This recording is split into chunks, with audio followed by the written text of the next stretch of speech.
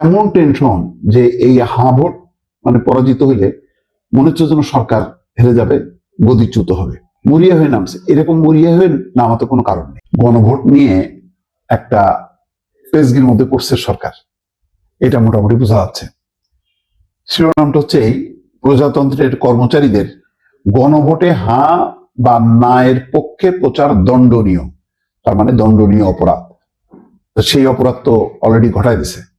উপদেষ্টারা যেভাবে কর্মচারীদের হ্যাঁ ভোটের পক্ষে নামায় দিছে, রাষ্ট্রের প্রচার যন্ত্র ব্যবহার করছে, টাকা পয়সা খরচ করছে, এই অপরাধ তো অলরেডি করে ফেলছে।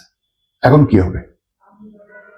সরকার যে গণভোটটা, এটাও যে নির্বাচন কমিশনের একটা আইন কানুন বিধির মধ্যে পরিচালিত হয়, এটা কি জানা নেই? এটা কি মনে করছে এটা প্রধান উপদেষ্টার কার্যালয় এটা নিয়ন্তা? এখন দেখেন কি পরিমাণ বেকায়দায় পড়লো। এবং আমি অবাক হচ্ছি যে হ্যাঁ ভোটের বিরুদ্ধে তো নেই। হ্যাঁ, জামাত বা এনসিপি তারা বেশি বলে, বিএনপি কম বলে, কিন্তু বিপক্ষে তো কোনো প্রচার নেই। জিএম কাদের মাঝে মধ্যে বলে। তো তারপরে এমন টেনশন যে এই হ্যাঁ ভোট পরাজিত হইলে মনে হচ্ছে যেন সরকার হেরে যাবে, গদিচ্যুত হবে, মরিয়া হয়ে নামছে। এরকম মরিয়া হয়ে নামাতে কোনো কারণ নেই। একজন কর্মকর্তা তো দেখতেছে সারা দেশ ট্যুর করতেছে, সেখানেও রাষ্ট্রের পয়সা খরচ হচ্ছে।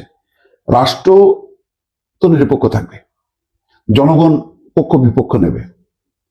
তাহলে এই আচরণটা কি যুক্তিসঙ্গত হলো, জাস্টিফাইড হলো?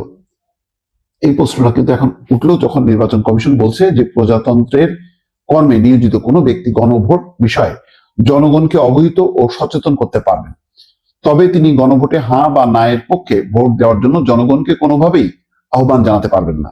বৃহস্পতিবার সব রিটার্নিং কর্মকর্তাকে দেওয়া চিঠিতে নির্বাচন কমিশন বলছে, এই ধরনের কার্যক্রম গণভোটের ফলাফলকে প্রভাবিত করতে পারে, যা গণভোট অধ্যাদেশ 2025-এর ধারা 21 এবং গণপ্রতিনিধিত্ব আদেশ 1972-এর অনুচ্ছেদ 86 অনুযায়ী একটি দণ্ডনীয় অপরাধ বলে গণ্য হবে।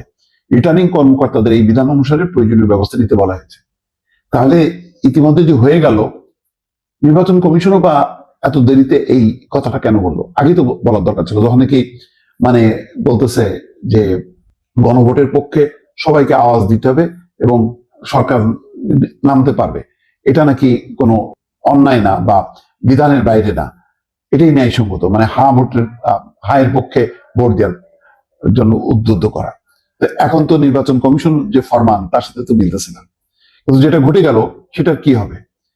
আগামী 12 ফেব্রুয়ারি ত্রয়োদশ জাতীয় সংসদ নির্বাচনের দিন একই সঙ্গে জুলাই জাতীয় সনদের সংবিধান সম্পর্কিত সংস্কার প্রস্তাবগুলো বাস্তবায়ন প্রশ্নে গণভোট হবে।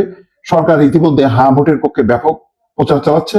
সরকারের উপদেষ্টাদের পাশাপাশি বিভিন্ন সরকারি, আধা সরকারি, স্বায়ত্তশাসিত প্রতিষ্ঠানও প্রচারে অংশ নিচ্ছে। একটি পক্ষ নিয়ে প্রচার চালানোর সুযোগ আছে কিনা, এই প্রশ্ন বেশ কিছুদিন ধরে আলোচিত ছিল। তাহলে দেখেন, অলরেডি কিন্তু নামায় দিচ্ছে সরকারি সমস্ত সংস্থাগুলোকে। এখন এটা তো দণ্ডনীয় অপরাধ। এখন কি বলবে সরকার? এটা হলো প্রশ্ন।